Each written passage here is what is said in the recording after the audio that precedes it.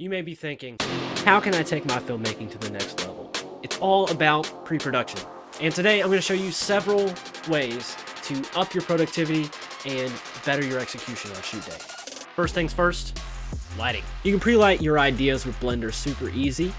Let's take a look at each of the lights and their real-world equivalents. The sun is a directional light which is only used as a large light source from a specific angle. The location space of this does not affect the direction of the light. The second light is going to be a spotlight, which is exactly what it is. Think about using a Fresnel on a COB light.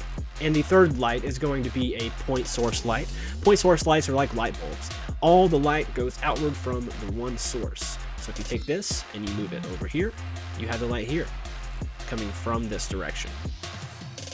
The last light available to you in Blender is going to be an area light, which is just like your panel lights if you're using a panel. And they all have different parameters. You can play around with those if you're looking for softer light.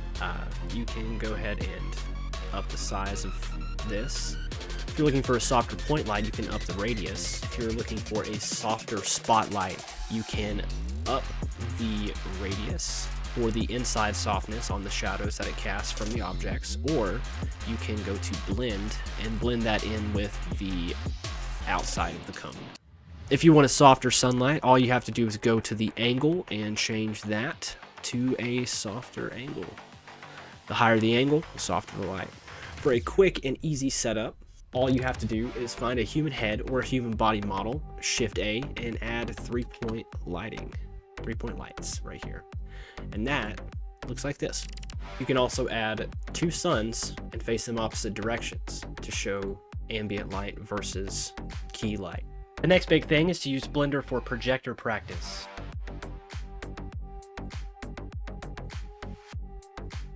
You can take a light and change it into a projector of any image or video. This option is great for music videos. Let me show you how you do that. First, you take an area light, and then you go to Cycles, GPU Compute. Make sure your settings are good for render, whatever you want to use. This is just what I use. And you want to take an image texture, run it through the normal coordinates on the light. You have to check this use nodes on here. When you first add a light, it will not have this check, so you want to check that. And you want to load in your image texture, which is a video. In my case, I got this video from Pexels, and you want to adjust these settings to show the proper video on the wall, or if you want to use just an image to project on there, that's fine too.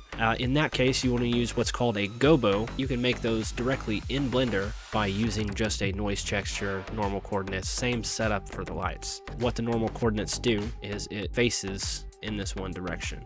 So that's how you can do projected visuals on your lights. Bonus tip for this, you can make that change and do whatever you want it to do by adding a value node and then hashtag frame divided by 10, and now you have an interesting pattern projected on your person. Again, this can be used for music videos. Say you want to have an actual person have this set up, you can render out just this video, and that will give you a nice texture to put on your talent if you would want to use that. Number 3, you can block out your shots with Blender. So if you want a person standing up against a wall with a projected light on the said person, you can do that. Or if you want them in an alleyway, you can have them set up in an alleyway. And move your camera back a little bit so you can see that. Now they're set up in a hallway with that projected light visual on it. Again, you can just swap that for an image texture or just one of the standard textures in Blender. And now, as you can tell, if I go here and lower the roughness on this, or raise the roughness actually on this wall, you can see it more apparent and the video is going. Another thing that you should watch out for when doing this is you want to make sure that instead of saying 1 frame, this says however many frames that you want the video to go. And for those of you that have stuck around until the end of this video, a bonus tip will be rewarded to you. Have you ever been searching Story Blocks or some other stock footage website like Pexels looking for overlays, what you can actually do is use that same kind of trick that I told you about for the lights, but put it as a texture on the plane. And for this, we're using object coordinates, which look like this to show you what it looks like. And basically, same sort of deal. We have a value node with a hashtag frame divided by 10 on it, and we have a noise texture. This W is the seed value, and what we have here is a wave texture and a noise texture. The mapping node goes into the noise texture, which distorts the vectors of the mapping, and then I added it to a wave texture as the vector with the color plugged into the vector, because color has 3 values and vector also has 3 values, so it translates better. And then just use some color ramps. The wave noise is attached to the strength, which you can adjust here if you want more. I adjusted the scale of this to be stretched out on one axis, which is the x-axis in this case, so that way it looks like TV static almost.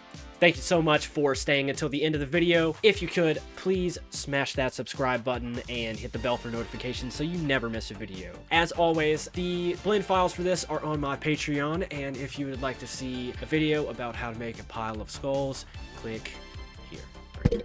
Or is it here? Or is it here? I don't know.